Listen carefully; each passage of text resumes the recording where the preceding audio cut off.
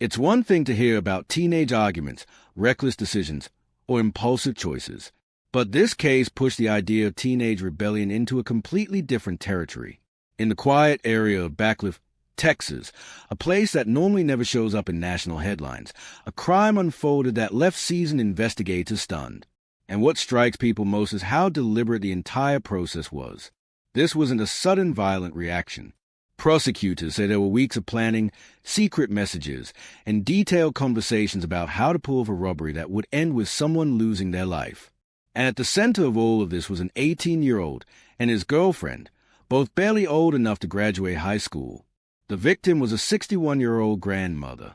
She wasn't a public figure. She wasn't involved in anything sensational herself. But her home became the stage for one of the most disturbing teen crime cases Texas has seen in years. Locals who knew her said she was simply living her life, like anyone else, never imagining that the danger was already inside the circle of people closest to her. And the most chilling part is this. According to prosecutors, the plan didn't begin with arguments or emotional conflict. It began with profit. It began with robbery. And the target of the robbery was someone these teens personally knew. Investigators later explained that the grandmother kept cash, valuable pills, firearms, and antique coins inside her home. For most people, that's just private property. But to these teenagers, it became a jackpot. And instead of ignoring the temptation, they allegedly started feeding the fantasy. The conversations were not short. They didn't fade away.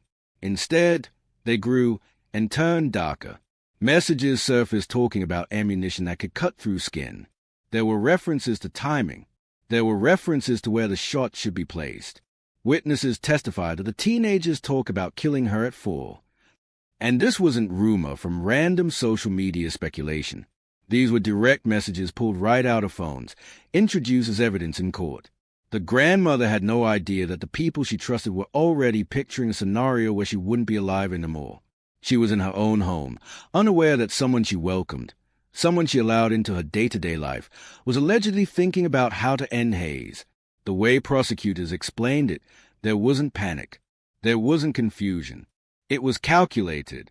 And as dark as that sounds, the case gets even more disturbing when you look at what happened afterward. The murder wasn't discovered immediately. Her body was found days later. It was covered under blankets. Her home wasn't destroyed. There wasn't chaos everywhere. It wasn't a scene of panic. It looked like someone tried to make things appear normal. But the effect ended up being the opposite.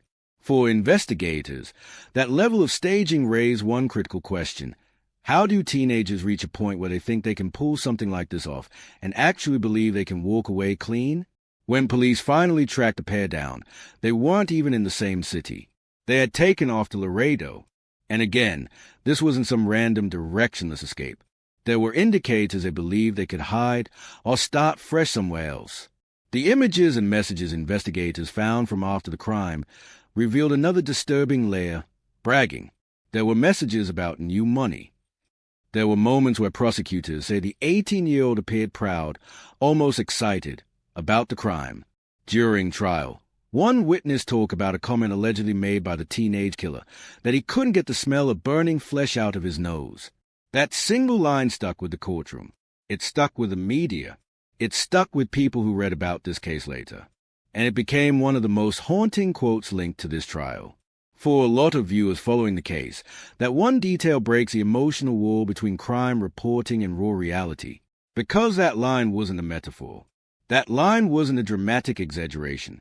It was someone recalling his own sensory memory of what happened. Prosecutors built their argument on premeditation. They didn't claim this was accidental. They didn't claim this was a moment of panic. They showed message logs. They showed planning. They showed mindset. They highlighted that this wasn't two kids making a dumb mistake. This was two teenagers coordinating a plan to murder someone in exchange for property they believed they could steal. The defense did the opposite. They leaned heavily into the narrative that these were naive young teens, influenced by each other, influenced by substances, influenced by fantasies of independence. They pushed the idea that both of them were emotionally unstable, confused about life, and fueled by immaturity. In the defense's view, this wasn't an organized plot. It was a breakdown of judgment. But the jury didn't buy it. It took them very little time to decide. On November 7th, 2025, the teenage killer was officially found guilty of capital murder. And because it was capital murder in Texas, the sentencing wasn't flexible. There was no debate about years, no debate about possibility of release. The sentence was life in prison, with no chance of parole.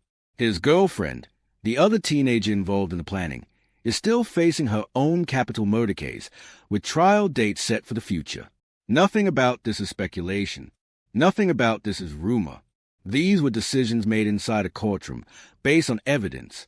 But there's also a broader question that remains after the verdict. How did two teens go from normal teenage romantic energy to talking about ammunition that tears through skin? How did private relationship conversations evolve into calculated discussions about killing an actual human being? And how did they convince themselves they could not only do it, but actually live freely afterward? This case forces a direct confrontation with the role digital communication plays in modern crime. In older crimes, planning happened in notebooks, in private meetings, or whispered in dark corners. Now, digital messaging turns thoughts into saved records, and those records eventually become prosecution exhibits. Investigators didn't need psychic interpretation. They didn't need psychological speculation. The teenagers allegedly wrote out what they wanted to do, and then they did it. The phones didn't just record messages. They recorded the crime mindset behind them. There's a reason this case has generated so much reaction online. People aren't just reacting to the violence itself. They're reacting to the age. They're reacting to the planning. They're reacting to how comfortable and confident these teenagers were in discussing death like a normal topic. It makes people pause. Because if teens can casually talk about ending a life and see it as a way to get money, then what does that say about the social, psychological, and digital environment shaping teens today? Even law enforcement said this case was a reminder that extremely young people are more capable than ever of getting guns, getting ammunition, finding plans online, and coordinating crime in digital space without ever saying a single word out loud. Teen violence isn't new. If the grandmother had known even 5% of the secret conversations happening behind her back, she would have realized she was in danger. She would have realized there was a plan. But she didn't. She carried on like any normal person. Because most people don't expect this level of betrayal coming from teenagers they already trust. Now, one life is gone. Another teenager will spend the rest of his life behind bars. And another teenager is still waiting for her own day in court. So many futures ended in the moment that trigger was pulled. This wasn't a case where one small mistake caused extreme consequences. This case was built on intentional steps, planned timing, chosen actions. It forces a hard message. Sometimes the most dangerous things a person can encounter aren't strangers, but the people closest to them, the ones who already know routines, schedules, house layout, and vulnerabilities. And maybe that is a real warning here. Digital messages leave trails. Plans leave footprints. Evil now talks through private apps and encrypted texting, but it still leaves evidence. And this case proved there's no age limit for darkness. Some crimes aren't the result of maturity. They're the result of the lack of it. So the final question for viewers is this. What warning signs would you have seen if you were close to them? Because in this story, all the clues were there. The world just didn't see them fast enough.